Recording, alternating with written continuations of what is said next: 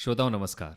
समय समय पर हम आकाशवाणी के माध्यम से विभिन्न कलाकारों, महानुभावों, अधिकारियों, कर्मचारियों, विशेषज्ञों को आमंत्रित करते रहते हैं और आप तक वो लाभप्रद जानकारियां, महत्वपूर्ण बातें पहुंचाते हैं जिनसे कि हम हमारे जीवन में जुड़े कुछ ऐसी महत्वपूर्ण घटनाएं, महत्वपूर्ण जानकारी है प्राप्त कर सकें। विकसित भारत यानी विकसित इंफ्रास्ट्रक्चर, विकसित भारत यानी पर कैपिटल इनकम, विकसित भारत यानी आत्मनिर्भरता और प्रोडक्शन। श्रोताओं, विगत 10 वर्षों से हमारे देश ने हर क्षेत्र में आत्मनिर्भरता हासिल की है। हाल ही में लोकसभा में एक नया बिल पास हुआ है, वीबीजी राम जी विधेयक 2025 यानी विकासशील भारत गारंटी फॉर रोजगार और आजीविका मिशन ग्रामीण। तो इस संबंध में विस्तार से जानकारी हेतु आज आकाशवाणी के स्टूडियो में हमने आमंत्रित किया है पत्रकारिता जगत से जुड़े प्रतिष्ठित वरिष्ठ पत्रकार श्री चंद्रशेखर व्यास। व्यास जी, आपका हमारे आकाशवाणी के स्टूडियो में स्वागत है। नमस्कार। नमस्कार, धन्यवाद। व्यास जी, हाल ही में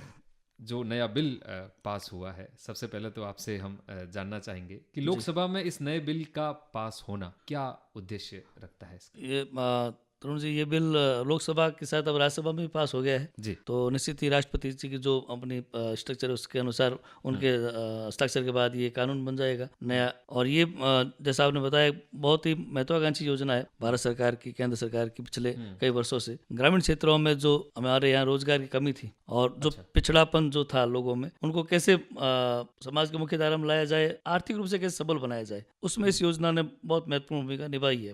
तो अब चूंकि भारत अपन जैसे कह रहे हैं कि विकसित भारत 2047 यानी आज़ादी के 100 साल की अवधि में हमें देश को विकसित बनाना है। आखिर हम कब तक विकासशील की पांत में खड़े रहेंगे? तो देश आगे बढ़ रहा है हर क्षेत्र में और केंद्र सरकार और माननीय प्रधानमंत्री ने जो सपना देखा है कि भाई 2047 तक भारत विकसित देशों की श्रेणी में शुमार हो, तो उस लिहाज से अब सरकार अपने सारे स्टेप उठा रही है ऐसा लगता है। तो इसकी कड़ी में ये महत्वपूर्ण जो योजना है, जो आम आदमी, आम ग्रामीण से जुड़ी हुई योजना है, तो उसको पूरा उसका कलेवर बदला गया है। सिर्फ नाम ही नहीं बदला गया है, उसके भीतर भी जो प्रावधान थे अब तक उनमें भी काफी चेंजेस लाए गए हैं। और जो मनरेगा जो अब तक चल रही थी उसको कहीं ना कहीं सिर्फ मजदूरी से जोड़ के देखा जा रहा था। गड्ढे खोदने हैं, पहाड़ बनाने हैं, कच्चे काम बहुधा हुआ करते थे और एक सरकार की मंशा थी कैसे करके 2 पैसे उनके हाथ में मजदूरी के रूप में ग्रामीण को मिले आ जाए। अब सरकार ने अगला स्टेप जो लिया है इस नए कानून के तहत, उसमें एक तो 100 की बजाय 125 दिन का रोजगार एक साल में एक मजदूर गारंटी से ले सकता है। उसके साथ ही साथ यह योजना अब सिर्फ मजदूरी तक सीमित न रहकर उनके आजीविका के अन्य साधनों जैसे अपने कृषि उपकरण निर्माण, विपणन सहयोग, जो अपने जो ग्रामीण क्षेत्रों में जो छोटा मोटा हस्तशिल्प का जो काम होता है उसको भी कैसे बाजार तक लाके बेचे, उससे भी जोड़ा जा सकता है। तो यह योजना इसके कई आयाम बन गए हैं। अच्छा व्यास जी, 2 दशक पहले की हम बात करें जब ये मनरेगा प्रारंभ हुआ था, है ना, तो उसको एकदम से लाकर इसका नाम परिवर्तित कर देना, अच्छा नाम परिवर्तित किया है तो जैसा कि आपने बताया तो इसकी कार्यशैली भी चेंज हुई होगी, तो भविष्य में इस परिवर्तन का क्या जो है प्रभाव पड़ने वाला है? योजना लाई गई थी उस समय, जरूरत थी कि लोगों तक रोजगार पहुंचे, उनको कुछ नगद आमदनी भी हो और पलायन रुके। तो गांवों से शहरों में जो पलायन अंधाधुंध हो रहा था उसको रोकने के लिए कहीं ना कहीं इस योजना को लॉन्च किया गया था जब आज से 15-20 साल पहले। लेकिन अब सरकारों ने जब महसूस किया है, जब देश अपन देख रहे हैं कि सभी क्षेत्रों में आगे बढ़ रहा है, हम अंतरिक्ष तक जा रहे हैं, हम चंद्रयान उड़ा रहे हैं, बिल्कुल, तो हमने हर क्षेत्र में उपलब्धि हासिल की और बहुत द्रुत गति से हमारी जीडीपी भी मतलब दुनिया के सबसे विकसित देशों को टक्कर दे रही है, बल्कि आगे जा रही है।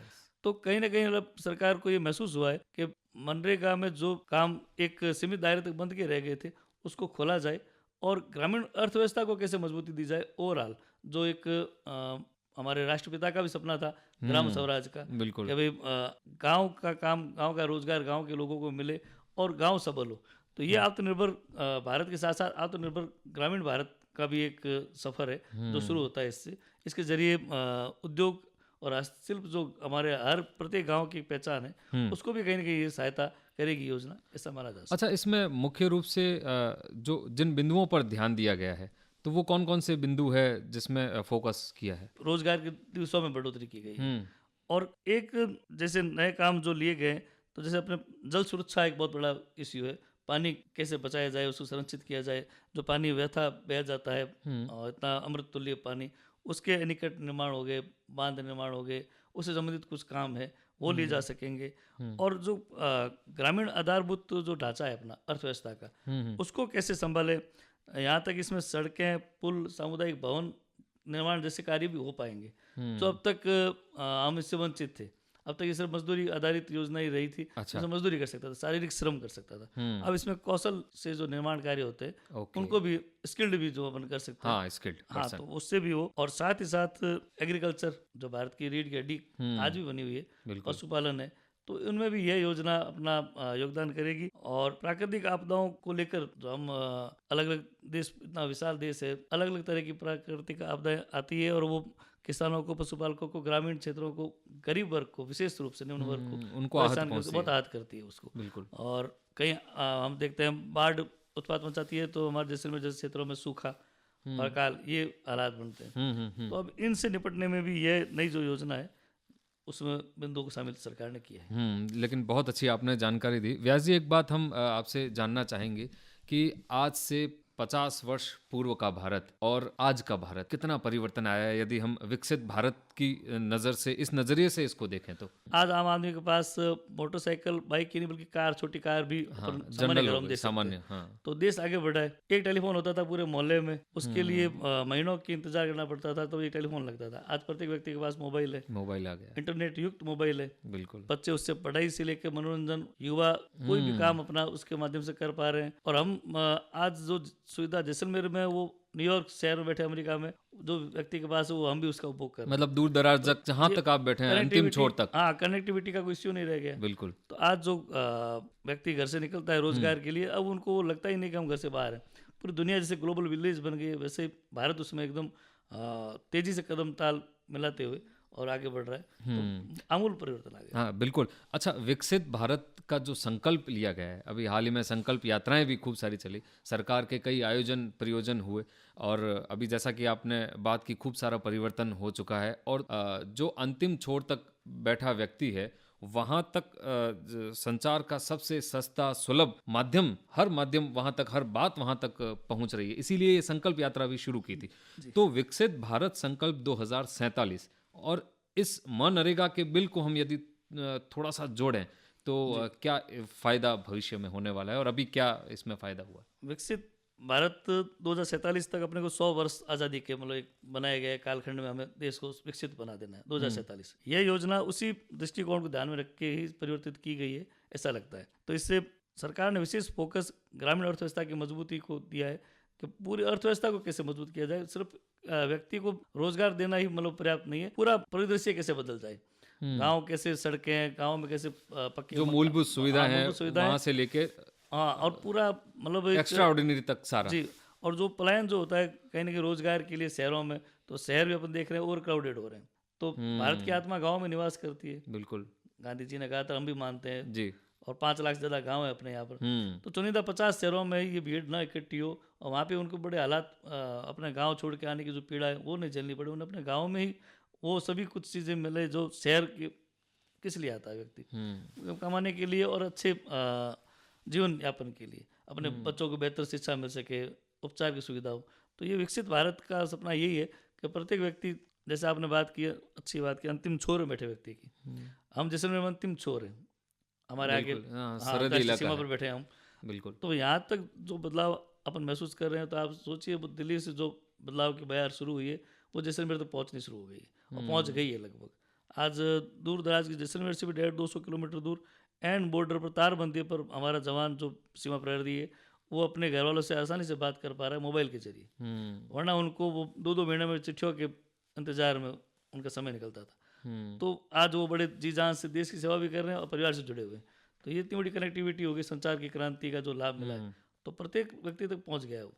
मुख्य रूप से यदि वापस हम इसी टॉपिक पे आए, मनरेगा और जी राम जी, तो मनरेगा की सबसे बड़ी भूमिका विगत 10 वर्षों में, जो देश का जागरण काल चल रहा है अभी, तो उन दिनों में सबसे बड़ी भूमिका इस बिल की, या अभी के बिल की बात करें या मनरेगा की बात करें, कब थी? याद आता है 2020 का जो कोरोना काल, जो महामारी थी, वैश्विक महामारी, तो उस दौरान एक नया पलायन हमें देखने को मिला। शहरों से लोग वापस गाँव में, अपने घरों की ओर लौट रहे थे। सरकार ने भी कहा और लोगों ने भी कहा कि आप अपने अपने लोगों के पास रहें। एक पैनिक फैल गया था। बिल्कुल। तो वो जो लोग पहुंचे, वो चाहे जैसलमेर में पूना से लोग आए, बिहार से आए, बॉम्बे से आए, मुंबई से खासकर, और हमने देखा कि उनको गांव में ही वो रोजगार मिला मनरेगा के माध्यम से। तो जब उनका रोजगार छिन गया बड़े शहरों से, इंडस्ट्रीज से, तब इस योजना ने उनको संभाला। किस प्रकार? उनको रोजगार उपलब्ध कराया, प्रत्येक व्यक्ति को 100 दिवस का रोजगार, ओके। उनको नगद राशि मिली, हाथ में उनके पैसा आ गया। और वो जो एक पीड़ा का समय था, एकाकीपन का समय था, उन्होंने अपने घर वालों के साथ बिताया, तो उनका वो जो एक चिंता फिक्र थी वो खत्म हो गई। तो हम इससे बेहतर ढंग से महामारी से निपट सके। मनरेगा ने वो काम किया जो अन्यथा शायद इतना आसानी से ना हो पाता।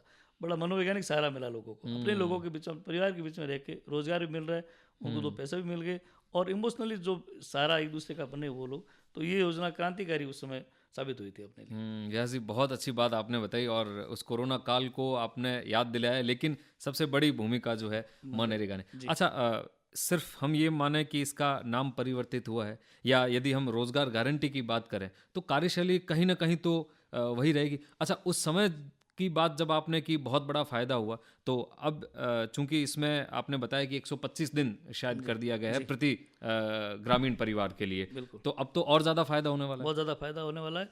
और वो जो बाउंडेशन जो बाध्यताएं थी मनरेगा में कि सिर्फ आपको मजदूरी आधारित ही काम करना है, अच्छा। लेबर ही करना है, उसको बदल के भी अब अपने विपणन से भी जोड़ दिया उसको। तो अब ग्रामीण क्षेत्रों में जो स्वरोजगार को भी बढ़ावा मिलेगा इस योजना के माध्यम से आने वाले समय में। और अच्छा। जो केंद्र और राज्य की जो धनराशि है उसका ज़्यादा सही उपयोग हो पाएगा, नए कलेवर में, नए तरीके से लाया गया है, जिसको पारित करवाया गया अभी संसद से। व्यास जी, कोई ऐसी महत्वपूर्ण जानकारी जो आप हमारे आमजन को बताना चाहते हैं इस बिल से जुड़ी? ये आमजन को एक तो ये भ्रम में नहीं रहना चाहिए कि मनरेगा जैसी योजना कोई बंद हो रही है या खत्म कर रही है सरकार। सरकार भी समझती है कि ये आम ग्रामीण तक पहुंचने का सबसे सुलभ जरिया है। तो हमें अपने जो प्रत्येक गांव में ग्राम पंचायत है, ग्राम पंचायत में वीडियो जो बैठते हैं आजकल, विलेज डेवलपमेंट ऑफिसर कहते हैं, उनके पास सभी इनका सोर्स और जो जानकारी है वहाँ से जाके इकट्ठी करनी चाहिए। और लोगों को वो जो हक है उनका रोजगार प्राप्ति की गारंटी का, वो अभी भी वैसा ही है। 100 की बजाय 125 दिन वो काम कर सकते हैं। और बल्कि मैं तो ये कहूँगा कि इससे आने वाले समय में स्वयं सहायता समूह जुड़ेंगे अगर गाँव के, और वो मिलकर अच्छा काम ले सकते हैं इसी स्कीम के तहत। तो और सिर्फ अपने को मजदूरी नहीं करनी है, अपनी स्किल्ड डेवलपमेंट करनी है।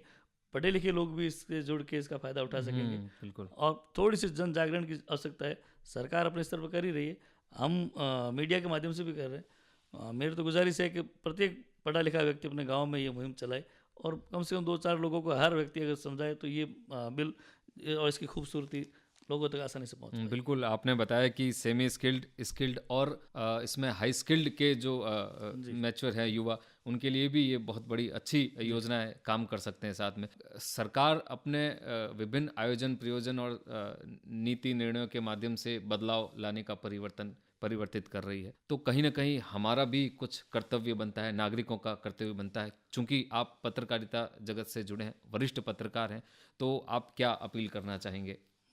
जैसा एक है कि देश ने हमें बहुत कुछ दिया है। 75-78 वर्षों में भारतीय संविधान ने प्रत्येक व्यक्ति को मौलिक अधिकार के रूप में खूब मतलब अब समय है कि हम देश के लिए क्या कर सकते हैं। अभी समय आ गया है कि भारतवासी, प्रत्येक भारतवासी अपने जो उसकी सामर्थ्य है उसके अनुरूप काम करते हुए भ्रष्टाचार से लेकर और ये जो सामान्य जो भी बुराइयां, चाहे सामाजिक विसंगतियां हैं, उनके ऊपर प्रहार करने में और उनके विरोध में सरकार का भी साथ दे। प्लस जो युवा हैं उनको आगे आकर एक नज़ीर पेश करना चाहिए। और हमें याद करना चाहिए कि आज़ादी की लड़ाई जैसे हमने मिलकर लड़ी थी, सभी जाति पंथ से ऊपर उठकर, वैसे ही भारत के लोग एक नए विकसित भारत की संकल्पना को साकार करने के लिए मिलकर काम करें। बिल्कुल। और यदि इस टॉपिक की बात करें, VBG राम जी, ये जो योजना है, जैसे इसमें जो 5 मुख्य बिंदु आपने बताए थे, जैसे पानी से जुड़े कार्य हैं और कोर ग्रामीण इंफ्रास्ट्रक्चर है, रोजगार है, खराब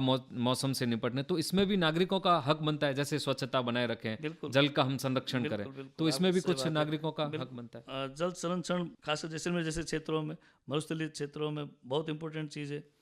और जैसा आपने कहा स्वच्छता मतलब इतनी बड़ी चीज है कि वो समझिए पूरी दुनिया में मैसेज गया। पिछले 10-11 साल में स्वच्छ भारत मिशन जो चला है, उससे अवेयरनेस भी खूब आई है, और अभी भी इस क्षेत्र में और काम करने की जरूरत है। तो हमारे पढ़े लिखे युवाओं की ज़्यादा बड़ी भूमिका हो सकती है। वे इस क्षेत्र में और आगे आए और जल संरक्षण भी। जल संरक्षण और स्वच्छता और ग्रामीण अर्थव्यवस्था को मजबूती प्रदान करने के लिए वो उन्हें अपनी निश्चित ही सक्रिय भूमिका निभानी चाहिए। तो आम जन तक वो महत्वपूर्ण बातें पहुंचाने की कोशिश की और इस विधेयक के बारे में जुड़ी जो बातें हुई है तो वो भी हमारे श्रोताओं तक, आम जन तक, नागरिकों तक पहुंची है। तो निश्चित तौर से लाभ भी होगा और नागरिकगण जो है इनका पूरा लाभ उठाएंगे। और ये सबसे बड़ी बात है कि हम उम्मीद करते हैं कि वर्ष 2047 में जब हम आज़ादी का 100वां वर्ष मना रहे होंगे तब तक हम उन सभी लक्ष्यों को प्राप्त कर चुके होंगे जी, जो संकल्प हमने अभी, जो हमें विकसित भारत बनाने के लिए जो जरूरी आवश्यक चीज़ है, जो संकल्प हमने लिए हैं, जो लक्ष्य हमने बनाए, तो हम ये कह सकते हैं कि संकल्प से सिद्धि तक हम पहुंच चुके हैं। बिल्कुल बिल्कुल। और व्यक्ति निर्माण का जो हमारा है लक्ष्य वो भी पूरा हो, वो भी पूरा कैरेक्टर बनना चाहिए। बिल्कुल। नेशनल का भी एक कैरेक्टर बिल्ड होगा। तो श्रोताओं, आज आकाशवाणी के स्टूडियो में हमने आमंत्रित किया श्री चंद्रशेखर जी व्यास। आप पत्रकारिता जगत से जुड़े प्रतिष्ठित वरिष्ठ पत्रकार हैं। व्यास जी, आपने आकाशवाणी के श्रोताओं को, आम नागरिक को VBG रामजी बिल के बारे में महत्वपूर्ण जानकारी दी। आप हमारे स्टूडियो में आए, इसलिए तो आपका बहुत बहुत आभार, धन्यवाद। धन्यवाद, बहुत बहुत।